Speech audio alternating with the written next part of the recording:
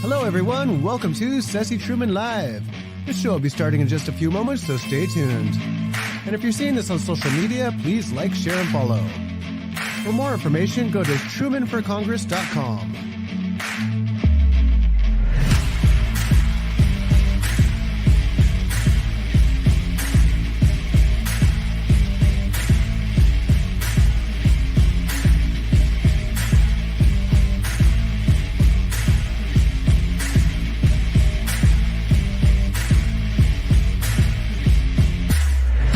This show is brought to you by Ceci Truman. Here's Ceci.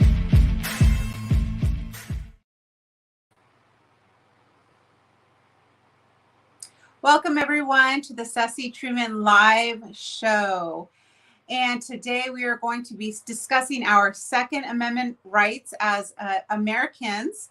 It is January the 28th. Can you guys believe the whole month of January has flown by? We are zooming right into this new year of 2024. So today, let's get into this. We're going to discuss the Second Amendment right. And what is the Second Amendment? Let me read this to you. The Second Amendment is a well-regulated militia, being necessary to the security of a free state, the right of the people to keep and bear arms, and it shall not be infringed. So we need to remember our rights, our Second Amendment rights, our constitutional rights, and we need to uphold and defend the Constitution, right? Today, we are going to have a very special guest, a very knowledgeable gentleman named Richard Ives. He is the co-chair of the Riverside County Chapter CRPA, and that is the California Rifle and Pistol Association.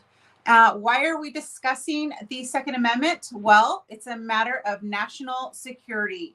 The framers put it number 2 on our amendments, and why? And that is because in 1791, the Constitution became effective. In 1792, it was instituted. It instituted the Militia Act, and we will discuss more about what the Militia Act is. Now, the CRPA has given me an A rating. The CRPA PAC has endorsed me as a California congressional candidate in District 25, and I'm so honored to receive that endorsement. I thank CRPA PAC very much, and let me explain a little bit more also about what the CRPA is. They are an NRA affiliate in California. They are the leader in litigation, in lobbying, and training for firearms safety. So everyone, please welcome Richard Ives, co-chair of the Riverside County Chapter CRPA. Welcome, Richard. Thank you, Ceci. It's good to be on with you. Excellent. So, Richard, we have had a few discussions, and you are very knowledgeable in quite a few items. And can you just go ahead and, from your perspective, explain to us what the CRPA is and what the CRPA does here in California? Well, you already took away a lot of my thunder by describing the basics there. I am not an official spokesperson for CRPA. I am, however, a volunteer who may only speak for myself and my chapter. Now, a CRPA chapter is a group of people who seek to effect change and improvement by advocating for the Second Amendment in the local community. The Riverside chapter spent the summer of 2023 interviewing several local candidates from city council, supervisor, assembly, and Congress. This led me to the conclusion that I need to personally endorse Ceci Truman for Congress. So the Second Amendment right for individuals are an integral part of our national defense.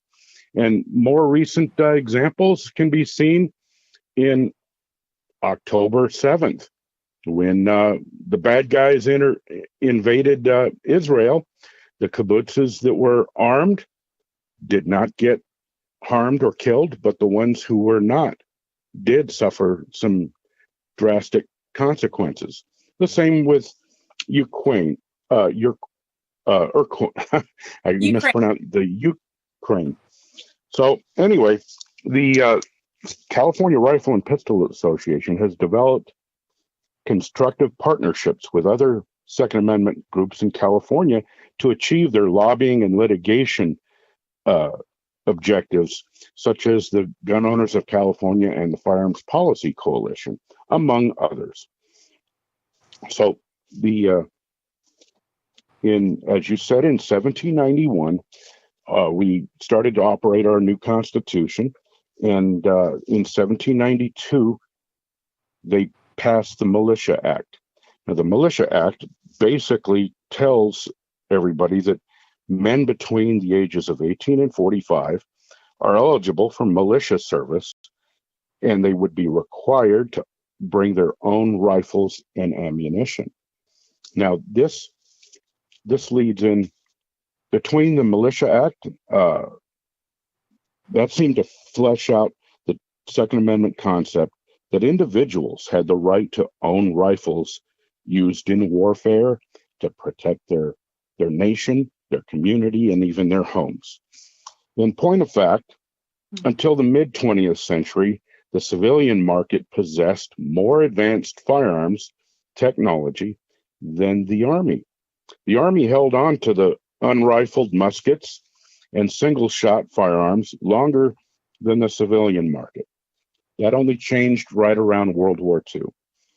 And as we get into modern facts, less than 1% of all crime is committed by people who legally own that firearm. Do you want me to go on, or do you have specific questions for me? No, go ahead. You're Go on ahead. the right. Okay, so the thing is, we've got people with an evil political agenda. They want us to believe that there's an epidemic of gun violence so that Americans will be willing to give up that right. The reason they want us to believe this is so that they could turn the United States into a socialist country. And it's important to understand that in the 20th century alone, socialist governments murdered over 200 million of their own people. This is something socialism wants to have the power to do whenever they want. You can see how they treated people who were dissenters during the COVID crisis. Then we get into the actual numbers. They're scaring people into believing that these weapons of war don't belong in the streets. But in point of fact, as I've already talked about, the people who legally own them, the crimes coming from those people are extremely rare. There's always a group in every society that wants to break the law, to cut the corners, to take the easy road. Right. But when in fact, as we're in court over the Miller versus California versus Bonta, the recent ruling by Judge Benitez cited an interesting fact that was put into the record, and that's that in 2021 alone, there were a total of 447 Americans murdered using a rifle of any type. Now, when you say any type, that means the ARs, the AKs, the semi-autos, the rifle, the bolt-action rifle, lever-action rifle, pump-action rifle. The FBI Universal Crime Report doesn't separate rifles by type. That's all types combined. So with less than 500 Americans being murdered, and you juxtapose that against the same year, we lost 42,000 people, that is fatalities, in traffic fatalities. Right. Now, when you do the math, the ratio there is 1 to 93. So for every person who's ever murdered with a rifle, 93 are killed on the highways. Right. That doesn't seem like that's the product of an epidemic of gun violence to me. That's right. And I will add to that, if they're making guns are an inanimate object, it's the people behind the object that makes it dangerous. So we need to address whether the person has a mental issue, or mental illness, and we don't take away cars because they have killed, you said, 42,000 people a year. We don't take the cars away, so why do we use that rationale to take guns away? And that's what the far leftists want to do, because they're no longer really Democrats anymore. I like to say that the Democratic Party has left the Democrats. They are now communist, they are socialist, they are Marxist. And any country that communism has taken over, the first thing they do is remove the guns from the civilians, right? I couldn't agree with you more. They just they can't stand it unless they have the power to stifle you. And most of the society's problems we've got today, in my estimation, you'll notice it's where people take power and they don't exercise their authority with good faith. That's why we've got illegals coming across the border. The prior administration had control over the border, but Right. then the present administration decided not to enforce those regulations, and now they're trying to hold us up for more tax money to use in a slush fund in order to say that they need to use to fix it, when all they really need to do is to enforce the laws that they already have. That's Well, right. Need to seal the borders. the same thing is happening, on the state level with California. We didn't have a problem with a lot of the institutional crime going on until we had Prop 47, and that's where the leftist legislature in California came up with Prop 47 and called it the Safe Streets and Communities Act, right? And that's what gave us the condition where you couldn't charge somebody with shoplifting unless they had already achieved $950 of theft in a single day. Right. So we've got criminals using calculators to figure out how much value it is, so that they stop just before 950, and then they go back out and do it again the next day. Exactly. So this is all designed to tear down the fabric of our society. It and is. Ultimately, the right to bear arms is one of the last bulwarks to help keep this tyranny from taking over completely. Mhm. And they're trying to turn this into the 1920s and 30s Germany. The same Right. sort of parallels in history are reoccurring because people haven't been paying attention to history. That's right. And that also falls back on the education system. And we, every time I talk about border issues or, anything having to do with national security, it always falls back to what have our kids, what has this last couple generations been learning? And we have professors, we have teachers, we have billions of dollars being poured into the education system. And who are these people pouring this money into the education system? They are the communists, they are the socialists, the Marxists, who, and they're very patient about this. I mean, they wait for years to do this whole revamping of basically they're dumbing down education, and they're watering down history, rewriting history. So these kids don't even know true history to even have the red flags of what you just mentioned. We are in the 1920s and 1930s of we're repeating history right now, which is pre-World War II, and I've been saying that. So that's a very good point, Richard. Yeah, when you start talking about education, Governor Newsom wants to destroy what he calls the gun culture by keeping people from learning about how to properly operate firearms, how to safely enjoy the sport. it used to be more prevalent even in California, but today in places like LA and San Francisco County, you won't see rifle or shotgun teams in, in the schools in those counties, but there are still counties where they do have them, and they have shotgun leagues where high school kids are pulling a trigger 2 million times each year, and for the more than 30 years, they've not had a single injury. Now, Can you I repeat don't know. that? How many years?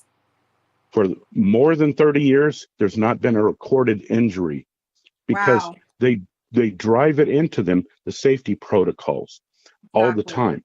As a matter of fact, when you look at it, people are always afraid that somebody's got a rifle in the home, that somebody's going to accidentally kill somebody while on a hunting trip. Another stat is for the last more than 30 years, the total number of actual fatalities from accidental hunting shootings has been less than 100 out of a Wow. nation of 330 million. So it's amazing. And this is part of the NRA and the California Rifle and Pistol Association teach a protocol that maintains safety first, always. So we've got our always rules. You always keep the gun pointed in a safe direction. You always keep your finger off the trigger until you're ready to fire. And you always keep the gun unloaded until you're ready to fire at the range. Those are our always rules, and actually, if that could be applied to movie sets as well, and we wouldn't have a major star accidentally killing someone on a movie set Exactly if they right. just follow those rules. Mm-hmm. And I have to tell you a funny story, Richard, because you mentioned I think you mentioned hunting, didn't you? But just rifles in general. I was in Texas where my son had gone to college, and my husband and I were exiting the freeway in, I think it was either Plano, Texas or Frisco. And right off the highway there were about 5 guys lined up.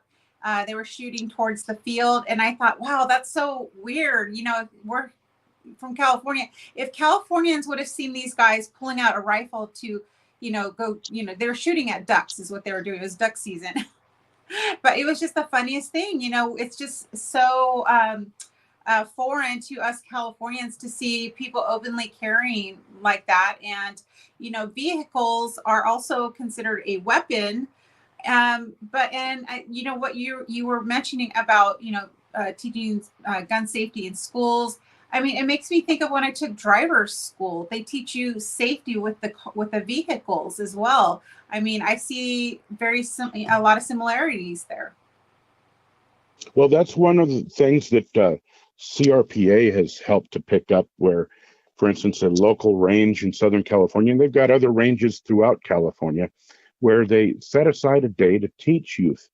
I'm normally involved with this, where we take them out, and we have about 40 rifles on the range, 22 caliber rifles, and we're shooting, or rather teaching kids how to safely shoot these.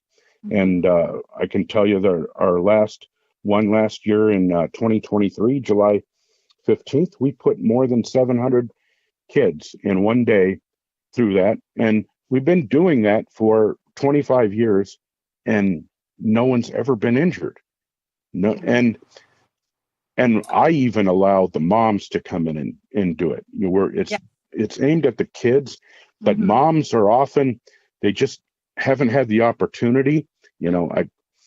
I say, and some of the dads get a little bit grudging over it, but I said, no, wait a minute, you get a chance to shoot with us any weekend, but you go play golf or go to a baseball game instead. But so we have the women there, and they realize that it's not a bunch of toothless hillbillies breaking glass, beer bottles in the desert, but that there's a safe, disciplined sport. And that's the type of education that Governor Newsom and the other communists want to shut down, because they need to topple this pillar of our republic. Right. Correct. And, I think when there are guns in the home, which I would like to talk about home security briefly, but when there are guns in the home, I think it's very valuable. And I think it's very important that every member of the family learns that gun safety. Even, the gun might belong to maybe the father or, one of the adults in the house. But I just think it's very wise for families for anyone in the family to not be intimidated by the weapon, because, weapons or guns are the great equalizer, especially for women. When a man overpowers a woman, that gun is the great equalizer. And, we don't, have the culture of wanting to hurt other people. But when they break into our home and violate our privacy, then that's when, we need to be able to defend our children and ourselves. Can you discuss a little more regarding home invasion or home safety? What do you have to say as far as our Second Amendment rights regarding home safety? Well, you've got to approach it from a mature standpoint. And in what I was about to lead into is that even when new officers are going through the academy and learning their post certification lessons, they're taught not to make their firearm a mystery to their children. They're taught to be very frank with them about it, and of course you want to keep it unloaded as much as you can, but a police officer has an extra level of threat that he or she has to deal with. But right. If it's not a mystery, then the kids don't try to use it without adult supervision. And That's of course, right. You've got locking mechanisms and so forth. But the thing is, once you see someone who's capable, like for instance, my father. Now, I grew up in a different time, and my father, when he'd come back from duck hunting, he would empty his shotgun and prop it up in a corner. It was always a piece of the furniture. That's Wow. it. If we wanted to know something about it, he'd show us how things went in and went out. And then when we're big enough, he took us out to actually let us try it. And of course, the danger of doing that. And of course, he kept the ammunition separate from it.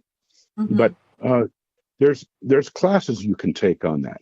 And in point of fact, NRA and CRPA has this great program for women. Actually, it does. If you apply it well to men, you do. It does well. It's a brief introduction.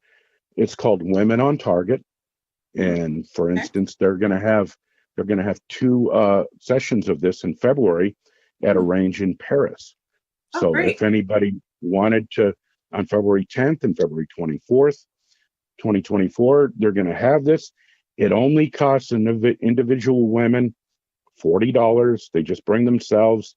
They're provided with the firearm, the ammunition, the eye protection, the hearing protection, and of course the instruction. And most importantly, husbands and boyfriends are not allowed to kibitz. They only the instructors can give them instruction right then. That way it's dispassionate. There's not a lot of emotion involved in or pride. One of the things us guys have a problem with is our testosterone, and we want to pound our chest, and it's got to be trained out of us from some time when we want to train other women. And women, when they're properly trained, they tend to become really good sharpshooters quicker than men. So anyway, that's my experience. That's not the politically correct thing to say, but I just adding in my own 2 cents there. That's okay. Well, I didn't say it, you said it, but it's it's a good point. It's a valid point that you're making there. I mean, you've been around this a long time. How long have you been involved in fire safety and the CRPA? Well, I've been involved with I got my primary training in the Navy in 1977, and then I kept taking more and more classes since. And I wound up with, and actually the Navy was a little bit behind on handgun safety and training, uh, and it was more advanced once I started taking NRA courses and CRPA courses, and I just keep going. I started being a volunteer instructor for 25 years ago, Excellent. teaching kids. That's what I really like doing is I give the sight picture and safety orientation and the hands-on instruction to help children to learn how to shoot 22 caliber rifles. That's more of my forte, and I'm a pistol instructor, but I don't have as much experience with that as with rifles as it were. I tend to want to have more senior people with rifles around to help out with that. So, and you know what I'm thinking as you're saying all of this, you know, that you instruct young people how to use firearms, and I'm assuming that's probably like high school level that you no, teach. No, it'd be, we start them right around 5 years old. wow, okay, that's great. As soon as they can physically pick up the rifle, hold it, and actually follow instructions. Wow, I tell them that if they can tie their own shoelaces and count to 10, you know, they should be able to do this. As long as now I haven't had to remove a child from the range. I've had to warn them from time. You know, some kids don't pay attention as well. You have to grab their attention a little bit. But usually if you engage them correctly, they're willing to learn. And they're actually very capable. But yes, that's different from some of the people, the unsupervised kids. These kids that are coming to us, they've already got an engaged set of parents. Otherwise, they wouldn't have brought them to us. right? Because we don't pick them up off the street at random. These are kids that their parents said, we want our kids to learn the correct and ethical use of firearms. So they bring them to us at these events and it's very reduced cost. You know, it's not a full NRA course, but it's a safe introduction. And as I say in my normal spiel, is that this is not complete instruction, and you need to take more instruction before you can ever handle a firearm by yourself. I usually ended up with the Eddie Eagle warning. Have you heard that one? No, I have not. The Eddie Eagle is an NRA program, and when I'm giving verbal instruction, I tell them under no circumstances should a child handle a firearm without adult supervision. Right. Okay. If you find yourself, and this is speaking to the children, if you find yourself in a friend's house and someone says, "Hey, let me show you my dad's gun," first you say no, right? And if he brings out the gun, you stop, you don't touch it, you leave the area right away, and you go tell the first responsible adult you can find. Right. And you know something? Over the course of about 25 years, I added them up, and I gave this spiel to about 7,000 kids. And, you know, in my last several years, I've had about 4 mothers come and say, you know, we encountered that. My child was at your training before. He was at a friend's house. The friend brought out a firearm. He remembered what you said. He left the area, called us, told us what was going on. We called the child's parents, and no one was hurt. Wow. So you saved lives, Richard. You saved some lives. Well, I'd like to think so. Yes. But, you know, this is part of this is something I do as a volunteer. I'm not doing this for a living. I'm a retired federal employee, so I get to do what I want. Yes. And I thank you for your military service, by the way. You're welcome. Yes. And while you're saying all of that, I was also thinking of the scenario when homeowners have a swimming pool typically, and even families who don't have a swimming pool, there are those parents who want to teach their children, and even babies. I even thought, they even put babies under the water and teach them how to swim. And, it almost looks, I won't say barbaric or cruel, but but it's for the point of teaching little ones how to come up out of the water and to climb out of the pool to save their own life, and that's what we are doing with firearms. You are instructing children not to entice them into using guns, unlawfully or irresponsibly, but to teach them safety so that it saves lives ultimately. Yes, it's part of the basic training you give to children to raise them. You tell them to look both ways before crossing the street, right? Right. Wait for the walk sign. You teach them not to play with your kitchen knives. It requires an engaged parent. That's right. And in Israel, you had mentioned Israel earlier. I think when they graduate high school or when they turn 18, I believe is the age, they are all required, men and females, to join the IDF. It's the Israeli Defense Force, the military there, which when I went there this past June, it was very refreshing to see women in the military that I know were fully trained to use weapons. And these were young girls and young men as well.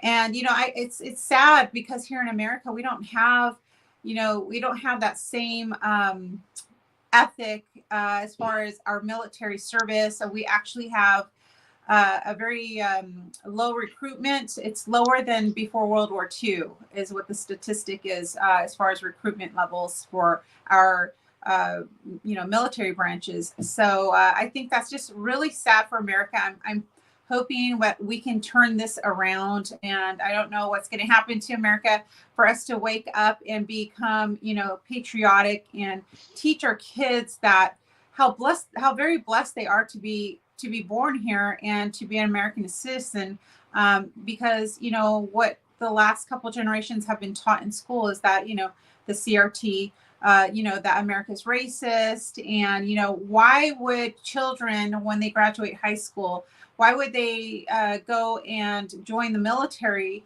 and serve our country if they think America is such a bad country? And so that is also, it's been a psychological warfare as well as educationally, not teaching our children proper history and every other subject like reading, writing, and math skills, but that's another subject. Yeah, we've had a all-volunteer military since the mid-1970s. And yes, without the civics to teach you the virtues of the American Constitution, then you just don't understand what you're trying to maintain, and you're trying to maintain a responsible republic. That's right. That's right. So, and it shows when the last few years, the military branches haven't been able to achieve their recruiting goals. And post COVID, we've lost a lot of people too, because a lot of service members actually retired early or just left the service because they were being mandated to take the vaccination that some were not comfortable taking. And I just say, I'm for medical freedom. If you want to take a vaccination, that's something that you're making a personal decision to make. But when we're losing our frontline workers, our fire workers, paramedics, police, sheriff, military, this is very concerning. So again, that's another subject also, but it also speaks of that, we are letting criminals loose on the street. I know in California that Newsom has closed half of our prisons, and we have released 90,000 prisoners in the last, I would say 2 to 3 years, back out into the streets. And then you mentioned the law, or the Prop 47, which is creating, people can go and steal in stores up to $950. So, I mean, the Democrats are truly trying to create, and I will even say the far leftists, we'll just say that, because I don't even know if the moderate Democrats are on board with all of these policies. But I know a lot are waking up and are not going to be voting the same. But what we're witnessing on the left, the Democratic side, is that there's complete lawlessness. We are rewarding the criminals and we are penalizing the law-abiding citizens. Exactly. And you're correct in calling them communists instead of Democrats, because today's Democrat Party is not the same as going back to Kennedy or Right. or Roosevelt or Truman. But that within 2 hours before he was murdered, President Kennedy was talking about being diligent at a breakfast meeting, being diligent about suppressing the communist threat. Wow. He was well aware of this, and then he was killed a couple hours later. Wow. So you wouldn't hear any Democrats saying things like this now, because right now it's communist activists have taken over the Democrat Party. And Yes. in cases like Prop 47, think about this. The way they deceive the voters, because they called it the Safer Streets and Communities Act. And most people, unfortunately, just went to that title, said, yeah, I want safer streets and communities. So they voted for it, not realizing how it was going to untie the shoestrings of our judicial system and throw everything off kilter.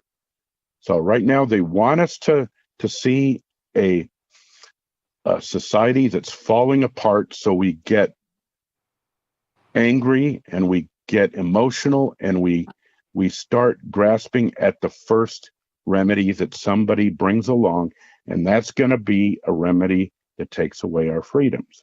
That's Right. So it's like Hitler's Reichstag fire. When they lit fire to the Reichstag in Germany and blamed it on the communists and said, now we've got to give Hitler emergency powers. So that's what they were trying to light with, in my estimation, with the COVID debacle and all of this. They're going to do that. They're going to try it again in 24. Yeah. Well, also the January 6th, there was no insurrection. It's the first unarmed insurrection I think there's been in history, if it is. That's right. So and they haven't charged anyone. Let's side note, they have not charged anyone with insurrection. So yes. the only any person or group perpetuating that term or that word insurrection is the media. So, just like in the out of the playbook of Marxism, if you repeat a lie often enough, then to the public it becomes a fact or the truth, because a lie is repeated often enough. So the reason they haven't charged anyone with insurrection is because then they would have to bring out the proof. Well, now we got to take this to court and prove insurrection, but that has not happened. And that's the reason why. And so in the meantime, we've had political prisoners sitting in DC jails. Yes, that's right. So, but going back to firearms in our community and so forth, there's plenty of training out there. We're trying to energize more training, and they're developing more instructors to help with this. But there's also other, they want to do all kinds of societal engineering, even to the point where, and it's sad, but it's building new coalitions that the governor or the government in California wants to wipe out the deer herd. They want to wipe out all the deer on Catalina Island because they say they weren't there before man intervened. Well, they're intending to just go in with helicopters and shoot them with AR-15s and let them rot. Well, that's But interesting. that's a violation of our hunting codes for the fish and wildlife, preservation. And CRPA has taken the lead in opposing this. And we've got unusual partnerships with PETA, with the Society of the Prevention of Cruelty to Animals, where they're saying we'd rather have them control the population with regulated hunting than to just go in and wipe out all of these deer.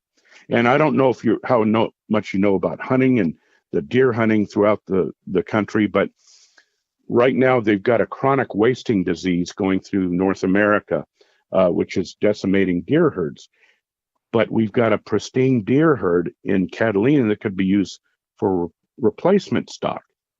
Wow. So there's multi-facets to what's going on. The thing is, you can't trust anything that's coming out of the legislature until we can get more reasonable people there. Because right now we don't have Democrats there.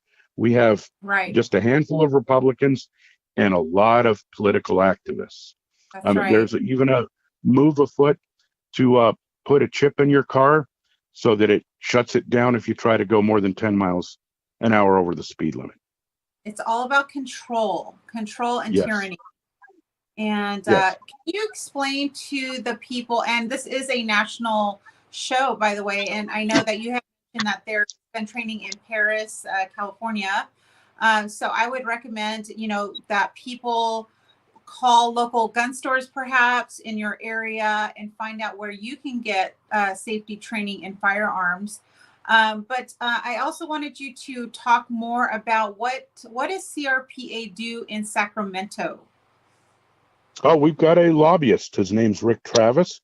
He's going to be at my chapter meeting on March 27th in Riverside. Great. And he's he gave us a report. They've already killed about 4 bills that were going to impact hunting and gun ownership. They couldn't get the votes. Some members of the legislature are beginning to see that we're winning in the courts. And what's the point in wasting all this taxpayer money? Because they're wasting a lot of taxpayer money to lose in court to try to control us. Well, and it's so important. Yes, it's so important what you're doing in California, because the saying goes, so goes California, so goes the nation. And many other states model after what happens in California. And so it is your organization is extremely important, not only to California, but the whole country. Yeah, and I would actually, gun stores can be, but a source of information that it varies because, sometimes there's committed individuals there, and it's like the entire American population. You've got various levels of commitment there. But if you go to crpa.org, we've got a training department there, and they can connect you with the training activities that they've got scheduled. There's also the local NRA members councils. Some of them are involved with that, and then we've got of course the various chapters of California Rifle and Pistol Association, and we've got a really good map on the website where you can find those chapters. We've now got 40 chapters throughout California, and one of them in Shasta County managed to help those people working. They overturned and got new people in their supervisors, the county supervisors, and took out the Dominion machines. Excellent. So that's amazing. There's a variety of things to do. Some are working on Second Amendment sanctuary counties. Wow. And but the thing that's really remarkable is that with just a couple of exceptions, almost all of the sheriffs in the 58 sheriffs in California, Mhm. the vast majority of them are pro Second Amendment. They As a matter are. of fact, with concealed carry weapons permits, they're the most law-abiding segment of the American public. They're actually more law-abiding. They have less criminal charges and convictions than police officers. That That's when you amazing. really get down to it, they've got, and the sheriff here in Riverside County has given us videos telling us that not only have they been safe and responsible in the way they carry their concealed carry firearm, but they regularly stop crime without firing a shot. Sometimes all it takes is somebody to draw his gun and say stop. And then criminals are basically engaged in predatory behavior. They Yes. don't want a big fight. They want a defenseless prey animal, right? And if you're a That is so defenseless true. prey, they will prey upon you. But if you exhibit the qualities of a predator where you can fight back, they'll back down right away. But here's Mhm. the thing that our own Sheriff Bianco has told us. He'll give press releases to the media, and they won't print it and they won't broadcast it, because guess what? That goes directly against the propaganda intentions of the station owners and the people who control them. And So that's why and media, yes. And that is why it's so important, especially now. We have to be very selective as to what media outlets are we watching, because most of them are dishing out propaganda, and it is, it's not only confusing the public, but people are, like you had mentioned earlier, about being very emotional. And there is a Bible verse that talks about having a lot of zeal or emotion, but no knowledge. And so it's very dangerous for people to be, out on the streets, what they call protesting, but it's more like mob mentality, where they are out there destroying property. We witnessed that in 2020, and I believe that was that Seattle, when Antifa and BLM burned down cities, destroyed property, and even killed a couple of police officers and innocent people. So that's why our Second Amendment, and you're saying, when we have soft zones, when there are, like you mentioned, these are mostly predators, and they are looking for people who are defenseless to prey upon, unless you have a weapon and you can exhibit, that you will defend yourself. They are usually cowards and they will back down, like you just said. But, in Chicago, for example, it's a highly regulated. They are not allowed to have guns for the most part in Chicago. And so what happens? Crime rises. So anywhere there are, no weapons for the general public, you see more crime. yeah, it's the murder capital of the United States. The one of the unique training options for CRPA is we've got sheepdog training, and that's for churches who want to train some of their deacons and other responsible members to be armed and ready to defend the churches, because the spots that are subject to most mass shootings are the gun-free zones. Yes. So if you declare it a gun-free zone, that's like waving a red flag saying, come here and hurt my people. Right, exactly. That's all it is. And then we get into another aspect of the so-called mass shootings. And one of the latest propaganda terms from the anti-gun, anti-Second Amendment groups and the media outlets are just repeating this all over and over again. They're saying that gun violence is a leading cause of death in American children. Well, that's absolutely false. So they identified children, right? Leading death for children. So what's the first thing that they did? They eliminated comparing the deaths of 0 to 1-year-olds. They took them out of the function because that alone would have skewed their numbers. Their numbers wouldn't work because while low in the United States, the infant mortality rates would have defeated that argument. And I looked it up. The national rate for infant mortality is 5.4 deaths per 1,000 live births in the United States. Mm-hmm. Now, some states like California, Oregon, and Washington, they go as low as 3 out of 1,000 live births. That's 3 deaths of infant mortality. But, some states are as high as 8, usually in the southern and in the southern Bible Belt and the upper Rust Belt. But along the coast, it tends to be fairly low. So that alone skews their numbers.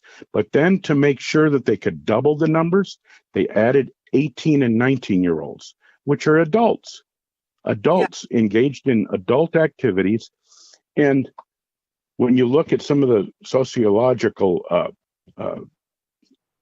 stats, from 14 up, kids start getting killed in gang violence. Mm-hmm. From 14 on up, and it increases. So if you eliminate the 18 and 19-year-olds and you add in 0 to 1-year-olds, then the actual leading cause of death among school children is school bus accidents. Because, school buses don't have seatbelts. They don't. Or they don't have the neck either. I don't know if you noticed that. You don't have what? The seats are really low to their shoulders, and there's not a lot of neck support either. Yes. So, but actually, it's all minuscule. When you go, and this is going back to the CDC. I went back last January to look at the most recent figures. And at the time, 2023, January, the latest figures were for 2020. Mm-hmm. In 2020, we had 3.3 million Americans die of all reasons. They put them into 113 categories. Now, number 1 is always heart disease. Number 11 was all types of suicides combined. You had to get down to number 105 to get death by suicide with a gun. Wow. That's out of 113. You had to get all the way to 105 to get to homicide by gun. It was 107. That means there's 106 other ways, more populous ways that you can get killed than by a gun out of 113. That doesn't sound like an epidemic of gun violence to me. Exactly. Right. So they want to go ahead. No, I'm sorry. That is why information is so important, because, it's facts over feelings. People are responding and reacting and to information that is untrue. And This is so dangerous. It's so dangerous for our nation. One of the very oldest things they say is that you're more likely to get killed yourself if you have a gun in your house than if you don't. And that's false, and this was actually in the CDC's website until the summer of 2022. They had 4 studies, and the CDC took them out once some anti-gun groups complained, and then they realized that Americans can do math, because these studies were showing that between 60,000, now this is out of 4 studies, one study was as low as 60,000 successful defenses against murder per year in the United States. One of them was up to 1.5 million. So based on the homicide juxtaposed against defensive firearms use, you're 4 times more likely, at the very lowest, to successfully defend yourself with a firearm than to be killed by someone using a firearm. That's right. So, That's right. but once the CDC figured out that Americans can still do math, because some of us still can, that they removed that from the website. That's just insane. So, well, we have to wrap this up, but it's been it's been wonderful to speak with you, Richard. You are a wealth of knowledge, and CRPA is very lucky to have you as a representative in Riverside, a co-chair. And I hope you continue to press forward. We need people like you, Richard. You are on the side of freedom, and you are defending our Constitution. And if we don't have our Second Amendment rights, then we do not have our First Amendment rights either. And that is something remember. I'm an engaged volunteer. I'm not an official spokesperson. I don't want another job, so I'm not accepting that kind of job from the CRPA. But I'm enjoying my volunteer work. But we appreciate you and your service and your heart, Richard. You are an amazing person. And what do you recommend for people? How can we find CRPA and join? Can you let the people know what they can do to join your amazing organization? It's real simple. It's crpa.org.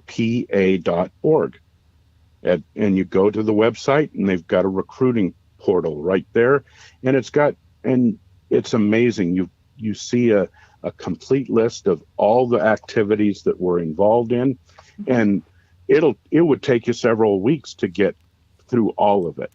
But you pick your poison, pick what you're interested in. I didn't even talk about our range activities. We've got various shotgun ranges and competitions going on.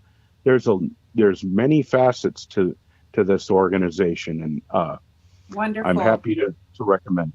Okay, well, Richard, we are out of time. Thank you so much, and I just want to say God bless everyone out there listening, and God save America. Thank you for joining. This show is brought to you by Ceci Truman.